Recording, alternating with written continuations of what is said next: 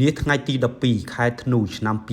2025ក្រុមហ៊ុន TL Agri-Food Import Export Co Ltd មានកិត្តិយសនឹងឆ្លើយតបតាមសំណើរបស់ក្រសួងកសិកម្មរុក្ខាប្រមាញ់និងនេសាទដែលបានស្នើសុំថ្នាក់ដឹកនាំរបស់ក្រុមហ៊ុន TL Agri-Food Import Export Co Ltd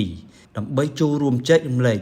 ក្នុងសិក្ខាសាលាស្ដីអំពីការពង្រីកឱកាសទីផ្សារសម្រាប់សហគមន៍កសិកម្មនិងសហគ្រាសកសិកម្មសិក្ខាសាលានេះមានគោលបំណងសិក្សាស្វែងយល់អំពីតម្រូវការទីផ្សារសម្រាប់ផលិតផលកសិកម្មដែលមានសក្តានុពលទាំង5របស់គម្រោងនិងឈានដល់ការបង្កើតទំនាក់ទំនងនិងតភ្ជាប់រវាងអ្នកផលិតនិងអ្នកទិញផលិតផលកសិកម្មគូបញ្ជាក់ផងដែរថាតាមការអញ្ជើញរបស់ក្រសួងកសិកម្មរុក្ខាប្រមាញ់និងនេសាទដែលបានផ្ដល់ការចែករំលែកពីលោកអុកញ៉ាឡាងទីលៀងដែលជាអគ្គនាយកក្រុមហ៊ុន TL Agri-Food Import Export បានចែករំលែកនៅសង្វាក់ផលិតកម្មស្វាយចន្ទទីនៅក្នុងស្រុកចំការលើខេត្តកំពង់ចាមដែលកំពុងតែដំណើរការ